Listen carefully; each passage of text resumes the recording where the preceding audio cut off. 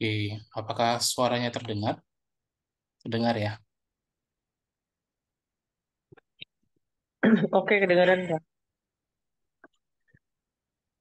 Oke, kita lanjutkan tadi.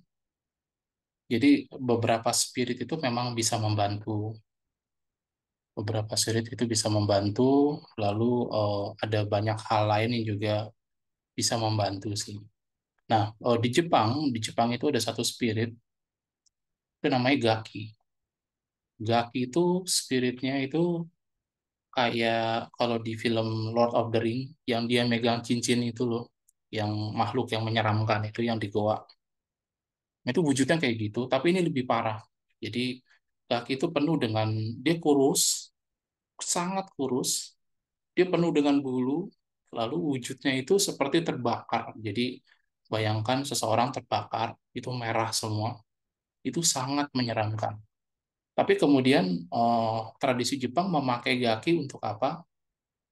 Untuk meningkatkan aura emas seseorang. Jadi bisa. Nah, gaki itu punya juga satu tuah. Kekuatannya dia adalah dia itu bisa meningkatkan aura rezeki emas, aura rezeki khusus uang. Jadi banyak orang menggunakan gaki untuk supaya dia tuh bisa main saham, bisa main judi, bisa main pokoknya sifatnya bersifat taruhan-taruhan.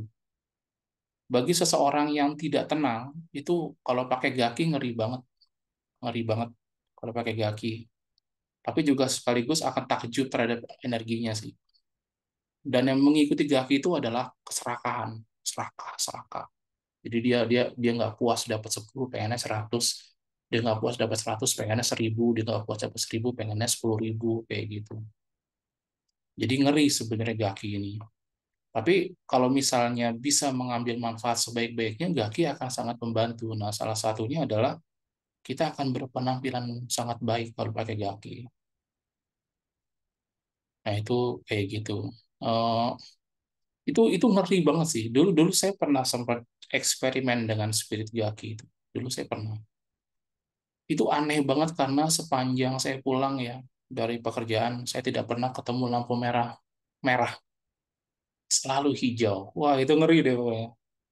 Lalu nih bercandaan aja nih, sebenarnya nggak serius. Jadi saat itu kita ada acara kebersamaan, biasalah main main gaplek gitu ya sama teman. Itu aneh sekali. Jadi kita menetapkan aturan bahwa nilai paling kecil itu adalah kosong kosong, kosong kosong. Lalu teman saya itu dapat kosong satu, saya dapat kosong kosong. Jadi itu ngeri banget. Saya juga takjub sih.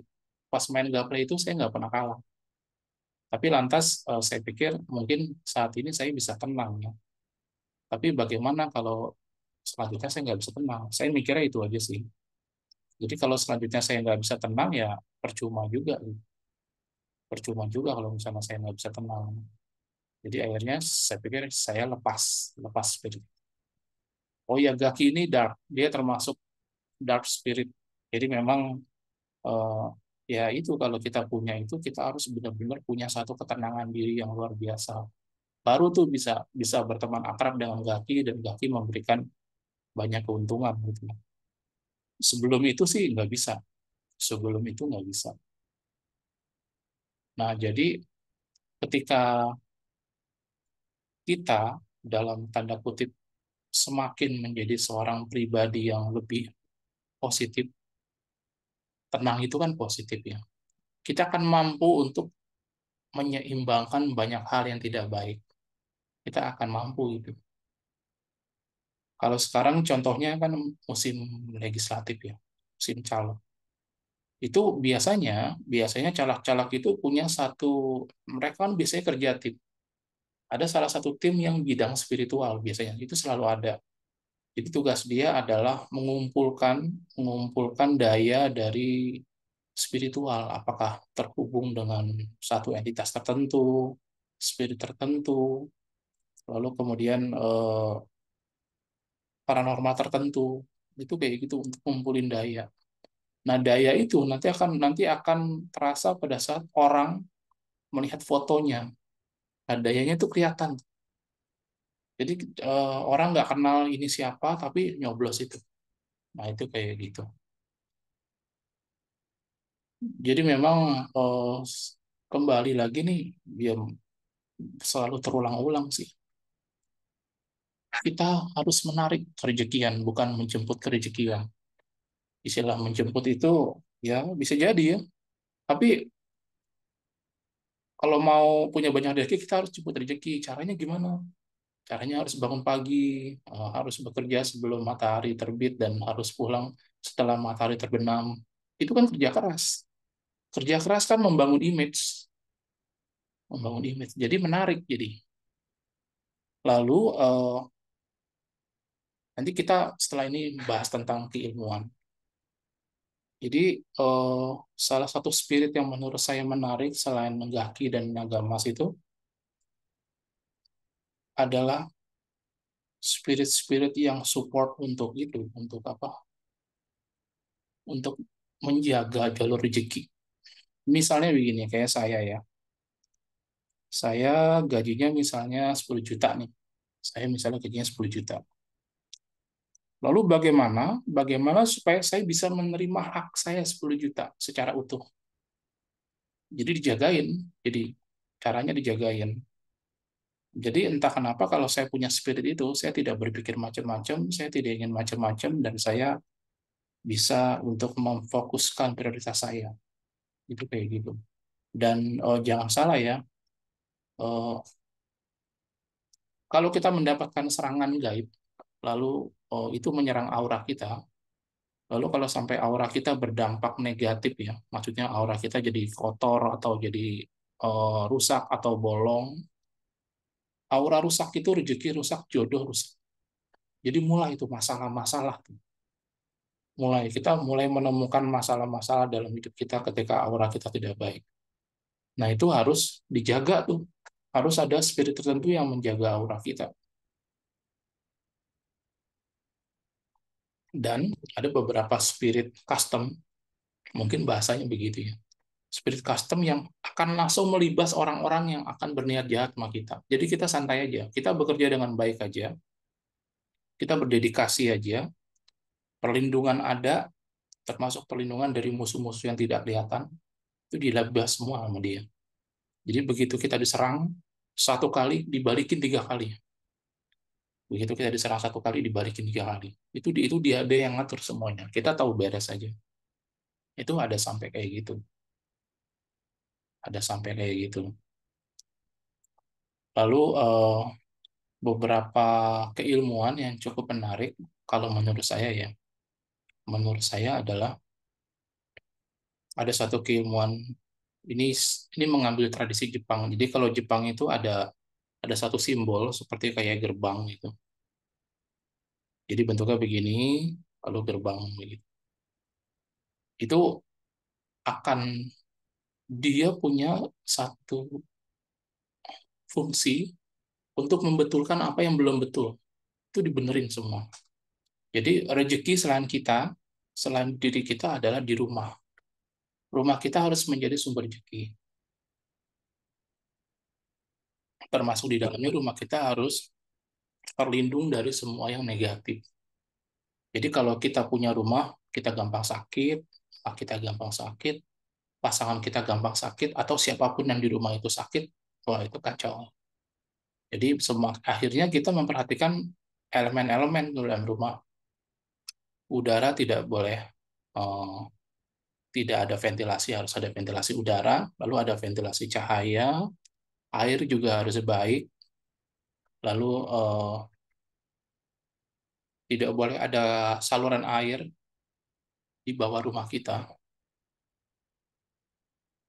terutama melewati tempat-tempat strategis kayak tempat tidur itu nggak boleh. Karena ntar energinya tuh berputar. Lalu baik kalau kita punya rumah yang lebih tinggi, jadi naik ke atas. Nah, itu kayak gitu. Itu perhitungan-perhitungan itu supaya membentuk satu sistem energi agar semuanya jadi lebih baik. Sama jangan lupa, kalau kita sudah punya penghasilan yang cukup, kita harus punya sistem asuransi. Jadi misalnya Sistem asuransi ini kalau something happen sama kita ya, kita meninggal, anak kita dapat 1 miliar atau 2 miliar dari sistem asuransi itu harus itu. Tapi hanya kalau penghasilan kita baik ya. Kalau penghasilan kita belum baik, jangan. Itu merusak sekali soalnya sistem asuransi kayak gitu karena bayar preminya bisa berjuta-juta per bulan. Nah itu kayak gitu. Lalu ya itu eh, kayak seperti yang kita bahas kemarin juga, ilmu segala hajat itu sangat membantu karena hajat itu artinya keinginan kita. Keinginan kita, jangan lupa setiap kita habis berdoa, diucapkan mantra segala hajat itu. Jadi doa kita lebih fokus aja, lebih lebih fokus. Kita rumuskan aja doa yang kita doakan sama. Pagi, siang, sore, malam itu doanya sama kalau bisa. Buat satu rumusan. Lalu doanya jangan pecah. Doanya jangan pecah dalam arti kita punya banyak keinginan. Itu kan energinya jadi pecah-pecah.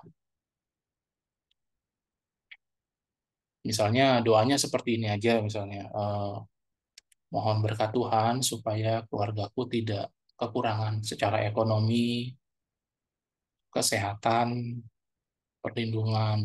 Misalnya doanya itu aja. Atau nanti ada doa-doa lain yang lebih efektif. Lalu ditutup, setelah berdoa itu ditutup dengan mantra segala hajat itu. Doanya itu aja. Jadi kita harus membuat satu rumusan doa yang bisa kita doakan setiap saat. Kalau misalnya kita sudah pure di bidang spiritual, ya itu. Doanya semoga aku bahagia. Udah doanya itu aja. Semoga aku bahagia. Lalu ucapkan mantra, mantra segala hajat tadi. Jadi kita mengarahkan hidup kita. Yang pertama, kita mendesain hidup kita. Yang ketiga, kita waspada terhadap segala sesuatu yang bisa terjadi. Kita waspada. Kemungkinan yang paling buruk adalah kematian. Ya. Nah, pada saat kematian, kita bisa kasih legacy apa sama keluarga kita, sama keturunan kita. Kita bisa kasih legacy apa. Kalau kayak bapak mertua nih, dia bekerja sangat keras. Jadi ketika dia meninggalkan beberapa kontrakan, beberapa ya, lumayan lah kontrakannya. Lalu meninggalkan beberapa tempat yang juga bisa dibikin warung, meninggalkan tanah yang cukup luas. Nah itu jadi kita yang ditinggalkan itu sudah siap. Lalu karena kita juga punya contoh seseorang yang bekerja keras, akhirnya itu jadi ini juga, jadi apa? Jadi sikap kita juga. Jadi akhirnya duit dari kontrakan, dari warung itu nggak dipakai oleh masing-masing individu, nggak kita tabungin aja terus. Karena masing-masing kita sudah cukup untuk dengan penghasilan kita sendiri gitu. Nah, itu bisa dibilang berhasil itu kayak gitu. Jadi eh, apakah kita harus hidup dalam satu kemapanan, mapan ya maksudnya kaya lah gitu? Iya harus. Karena hanya dengan itu kita punya satu eh, sesuatu yang bisa kita nikmati, sesuatu yang bisa kita wariskan, sesuatu yang bisa kita jalani dengan asik gitu. Kalau nggak gitu, ya agak sulit. Atau eh, kita pakai pikiran, sorry ya, tidak menyinggung suatu suku, tapi eh, tapi ini hanya sebagai contoh yang baik. Mohon dilihat dari sisi baiknya. Ada banyak perempuan dalam suku tertentu di Indonesia itu yang berharap mereka menikah dengan seseorang yang akan menaikkan strata sosial mereka. Jadi misalnya mereka tadinya dari keluarga biasa aja, ketika menikah akhirnya menjadi keluarga yang kaya lah gitu, dan akhirnya mewarisi kekayaan. Itu kayak gitu. Itu banyak banyak bahkan ditanamkan dan dipersiapkan anaknya. Walaupun katanya oh oh bisa nikah sama siapa aja. Aduh, jangan lah. Jangan maksudnya jangan jangan menikahkan Maksudnya kita sendiri gitu loh. Kita sendiri jangan, ya jangan jangan menikah dengan orang yang tidak bisa kerja keras lah. Mungkin bahasa halusnya gitu. Jangan menikah dengan seseorang yang tidak bisa kerja keras. Itu kalau kita punya anak ya, kita harus meyakinkan bahwa anak kita itu bahagia lah, bahagia dengan orang ini gitu. Dia tidak jahat ya, dia tidak jahat yang pertama, lalu bisa membahagiakan anak kita. Itu kan harus disiapkan. Tapi eh, kalau kita bisa bilang begitu, kita harus siap. Kalau anak kita nggak bahagia, tarik aja langsung. Lu tuh bahagia di sini. Lu bahagia di sini dan kita berharap orang sebagai orang tuamu, kamu bahagia dimanapun dan dengan siapapun. Kalau kamu tidak bahagia, balik aja. Kamu akan tahu di mana kebahagiaan kamu ada. Kita harus mampu juga begitu dan ketika kita bisa bilang begitu sama anak kita, ya kita cukup kaya. Nah, jadi kayak gitu. Eh, Silakan berusaha, lalu tetapkan tujuannya apa, lalu gunakan seluruh keilmuan, mantra segala hajat, lalu kemudian gunakan keilmuan-keilmuan lain, gunakan spirit, gunakan apapun supaya bisa terwujud. Kalau tidak terwujud, wah itu sayang. Ya sayang sih, sayang ya. Maksudnya ini dengan sistem saya seperti ini nih, ya pasti kaya. Nah itu kayak gitu ya. Jadi kita harus meyakinkan dulu dan memastikan semua hal sambil irit, sambil meyakinkan tabungan kita bertambah setiap bulan. Oh, that's really a great power to live life. Jadi semakin lama gitu ya, kita bisa nabung 1 juta per bulan, 2 juta per bulan. Lalu bayangkan setahun kita dapat berapa gitu.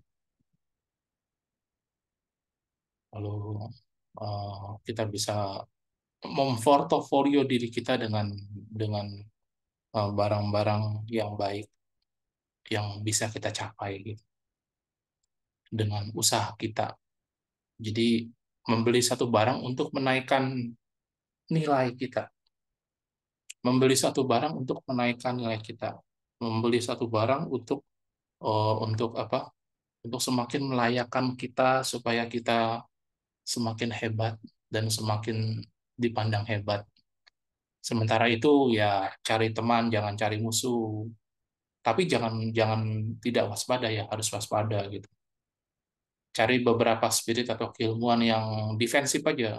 Jadi kita kita jangan nyerang karena kalau kita nyerang kita pantas untuk mendapatkan serangan balik yang lebih keras. Jangan defensif, orang mau nyerang kita silakan, tapi pada saat lo nyerang kita, kita udah siap.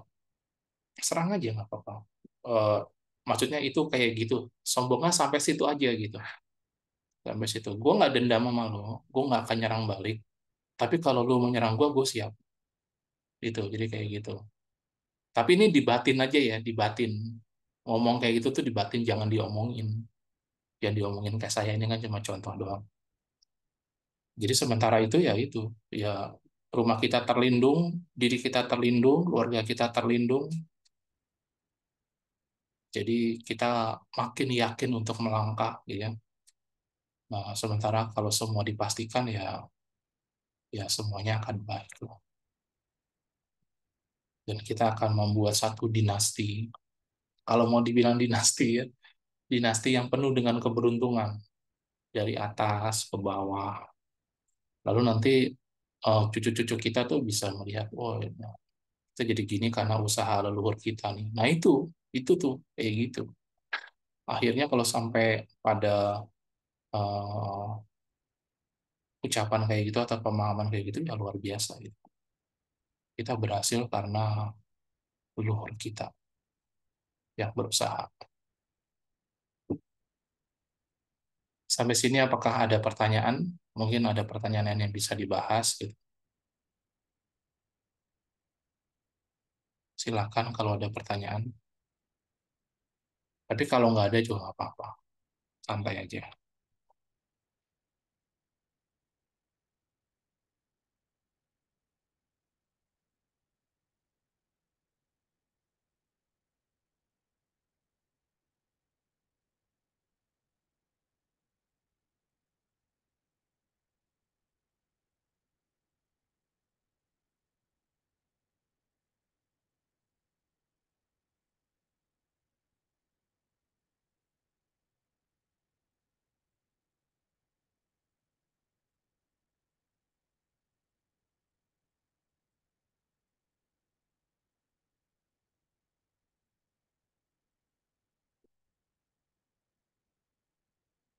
Oke, udah lumayan nih waktunya. Saya rasa cukup ya. Nanti kalau misalnya ada satu bahasan pribadi, nanti kita bisa bahas di Zoom berikutnya, didalami lebih dalam tentang ini, atau kita bisa membahas topik yang lain. Oke, terima kasih. Sorry tadi sempat kepotong. Semoga kita bisa kaya. Enggak, semoga kita bisa bahagia. Salam untuk semua yang ada di sana. Jangan Namaste. gitu, ayo. Semoga kita bisa kaya betul.